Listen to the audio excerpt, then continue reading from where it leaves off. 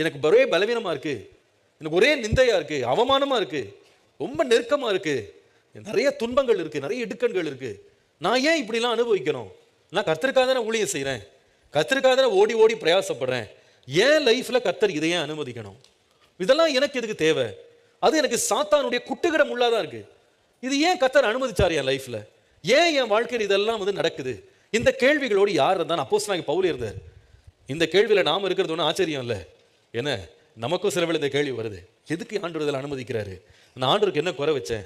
நான் ஒழுங்காக தானே தேவனை தேடுறேன், தேவனுடைய வார்த்தைக்கு நான் கீழ்ப்படுகிறேன், தேவனுடைய ஆலயத்தில் கர்த்தரை ஆராதிக்கிறேன், நான் கர்த்தருக்கு கொடுக்க வேண்டிய காணிக்கைகள் தசமபாகங்கள் கொடுக்குறேன், நான் தேவனுக்கு உண்மையாக இருக்கிறேன், மனசாட்சிக்கு நான் எந்த ஒரு துரோகம் செய்யாமல் நான் வாழ்கிறேன், பரிசுத்த ஆவியை துக்கப்படுத்துறது இல்லை, நான் நல்லா தானே இருக்கிறேன் அப்படின்னு நாம கூட சொல்லலாம். ஆண்டவரே, இது சாத்தான் கூட்டுற ஒரு முள்ளா இருக்குது, என்னால் ஒழுங்காக ஊழியம் செய்ய முடியல, நான் விரும்புகிறபடி நான் விடுதலையாக போய் கர்த்தருடைய வார்த்தையை சொல்ல முடியல, எங்கே போனாலும் ஒரே பலவீனமாக இருக்குது, எனக்கு கொஞ்சம் பலன் கொடுத்தீங்கன்னா நல்ல ஊழியம் செய்வேன், இந்த துன்பத்தெல்லாம் கொஞ்சம் ஸ்டாப் பண்ணிங்கன்னா கொஞ்சம் ஃப்ரீயாக கொஞ்சம் வேலை செய்வேன், ரொம்ப நெருக்கிறாங்க ஆண்டவரே, எனக்கு நெருக்கத்திலேருந்து விடுதலை தாங்க அப்படின்னு அந்த மனிதன் தேவனுடைய சமூகத்தில் போய் ஜெபம் பண்ணுறாரு.